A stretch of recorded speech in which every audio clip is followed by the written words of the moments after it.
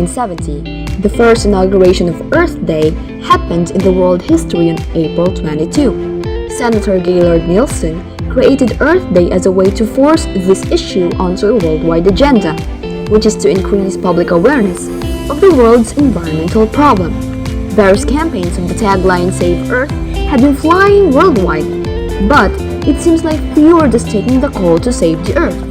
We probably hear these phrases a lot of times up until now, but I think it's not enough to say these things unless we take actions.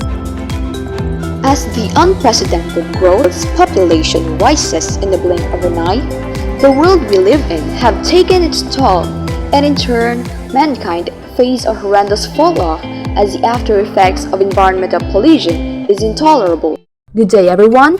Today we are going to talk about one of the most serious issues on the planet, the pollution of the environment. In this lesson, we are going to understand the nature of pollution and identify the main types of environmental pollution. In the most basic sense, let's assume a plant and a human being. The law of nature says both has to grow with time. So the plants grow into a tree and starts developing fruits. On the other hand, the human beings grow in numbers. Now humans need food to supply their needs, so they're going to pluck some fruits from the tree to avoid hunger. They ate the fruit and throw the uneaten part of the fruit, let's say an apple core. That apple core becomes waste and mixes with the environment in such way that it gives rise to different forms of pollutants. The environment is the surrounding of an organism which they live, strive, and sustain, and it's made up of the various components such as the biotic and abiotic. Our environment provides the supply of resources for production, it sustains life by providing genetic and biodiversity, it assimilates wastes, and it enhances the quality of life.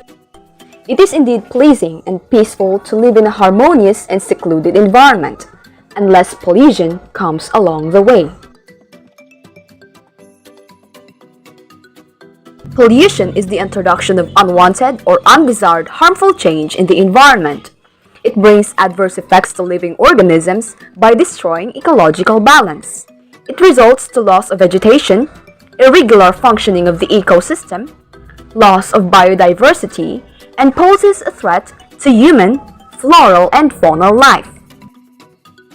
The term pollution can be referred to as both artificial and natural that are created, consumed, or discarded in an unsustainable manner.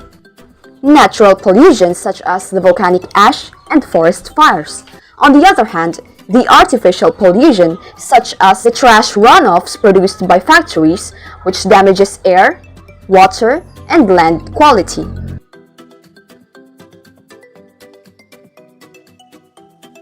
Pollutants are the elements, molecules, and particles involved in pollution.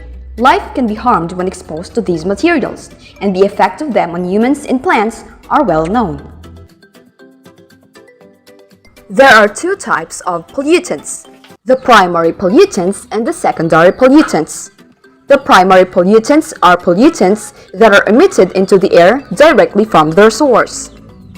These types of pollutants include dangerous gases such as nitrogen oxide, carbon monoxide, and hydrocarbons that are produced when burning fossil fuels.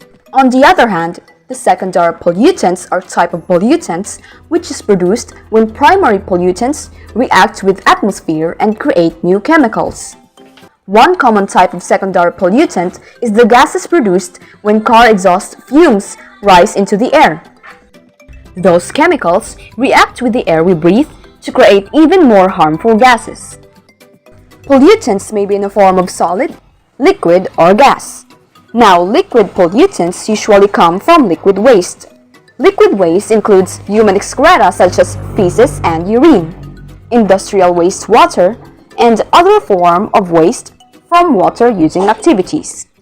Examples: factories generate liquid waste from activities related to washing in the manufacturing process, cleaning objects, and chemical mixing. Meanwhile, for solid pollutants like the plastic bags and plastic bottles is one of the most common solid waste. Solid waste are any solid materials that is assumed not to be useful and is therefore thrown away.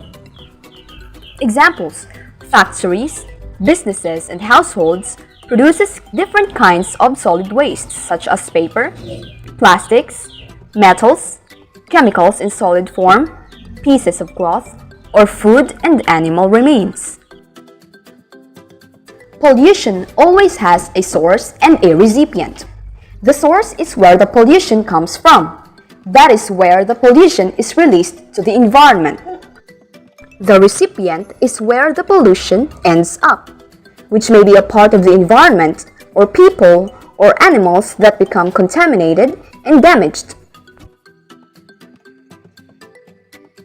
Sources of pollution can be categorized as point or non-point sources. Point sources are identifiable points or places that you can easily locate. Example: a diesel truck that produces visible black exhaust fumes from its tailpipe. Point source pollutants include smokestacks and drainage ditches. Factories and power plants can be a source of point source pollution, affecting both air and water. Smokestacks may spew carbon monoxide, heavy metals, sulfur dioxide, nitrogen dioxide, or particulate matter into the air. On the other hand, the non-point sources pollution, also known as the diffuse pollution, is one where it is difficult to identify the exact origin of pollution. Example: a flood water that washes all types of waste from land into the river. Well, you see, environmental pollution has made negative effects on the life of every living things on Earth. All this pollution has had a great impact on our lives. Many of the environmental catastrophes like global warming, acid rain, famine, drought, earthquakes, and etc. are the returns given to us by Earth for our greed. Now, how to minimize environmental pollution? Well, we should take some preventive measures, especially the principles of 3 R's: reduce, reuse, and recycle. Reuse products again and again. Instead of throwing away things after one use, find a way to use them again. Reduce the generation of waste products and recycle paper, plastics, glass, and electronic items, which can also be processed to new products while fewer natural resources and lesser energy. It is the responsibility of every individual to save our planet from these environmental contamination agents.